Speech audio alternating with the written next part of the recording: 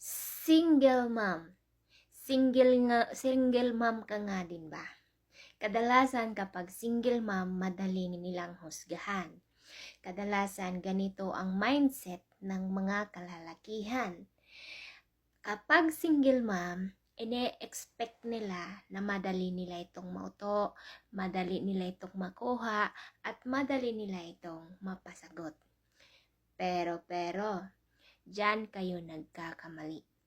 Kasi, kaming mga single mom ay hirap na buksan ang puso para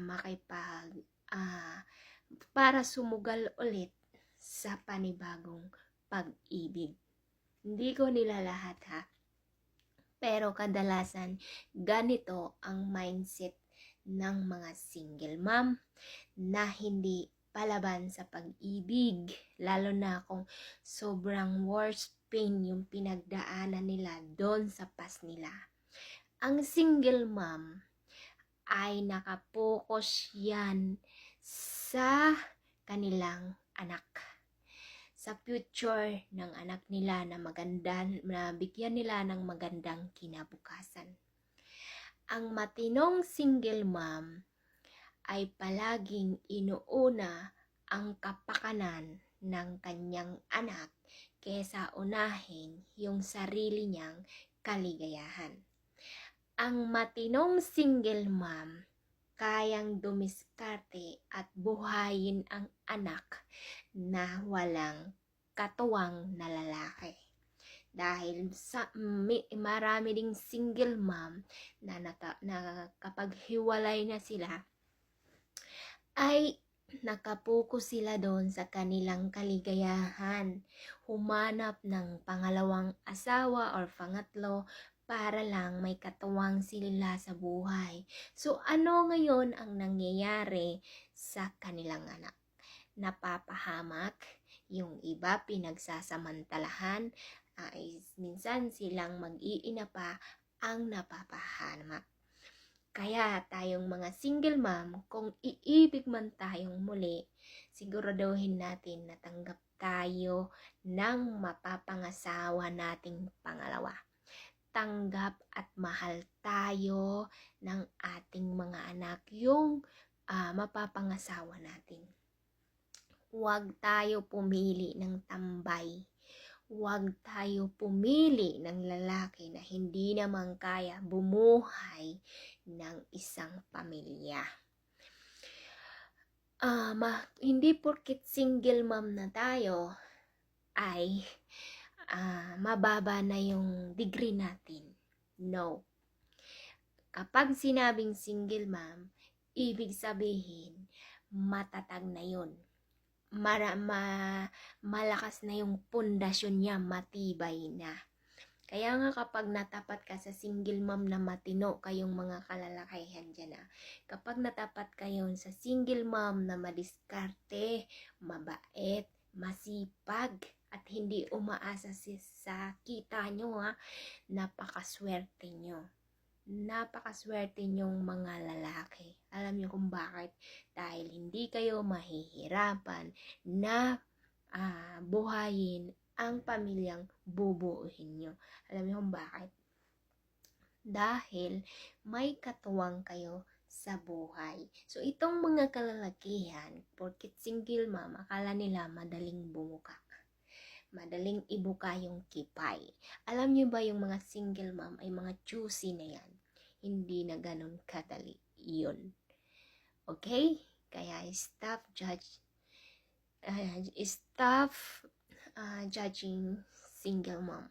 Kasi wala kayong alam kung gaano namin isinurvive yung pain na pinagdaanan namin doon sa past relationship namin.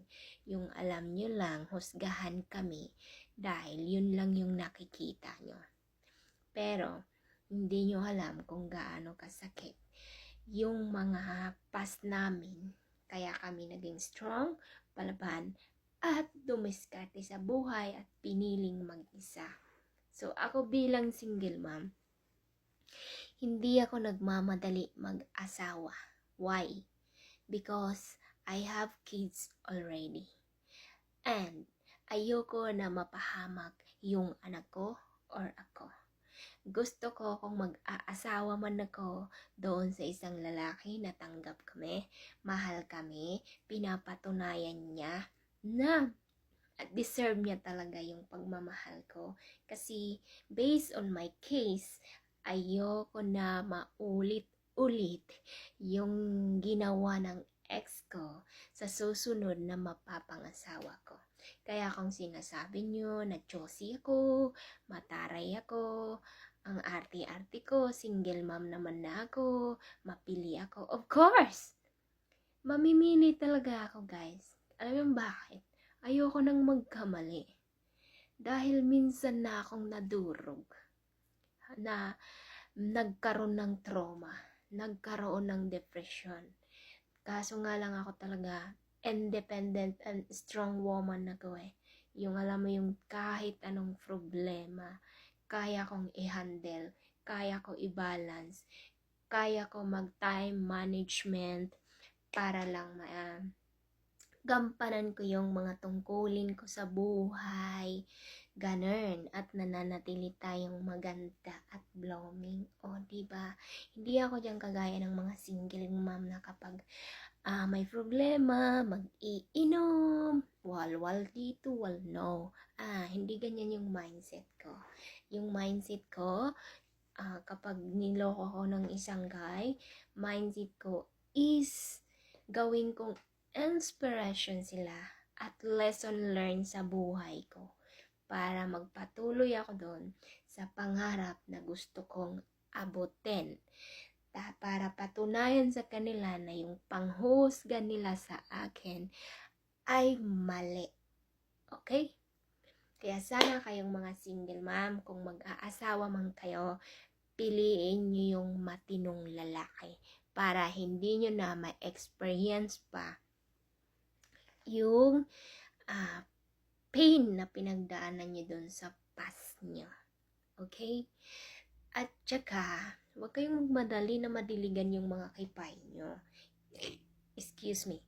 Yung mga kipay natin na matagal nang hindi nadidiligan. Okay lang yan. Basta, isuko lang natin yung kipay natin doon sa karapat-dapat at sa tamang tao na seryosohin tayo at hindi yung babalang, yung hahabulin sa atin. Hindi yung katawan lang yung gusto nila sa atin. Okay? Yun lang. Bye-bye.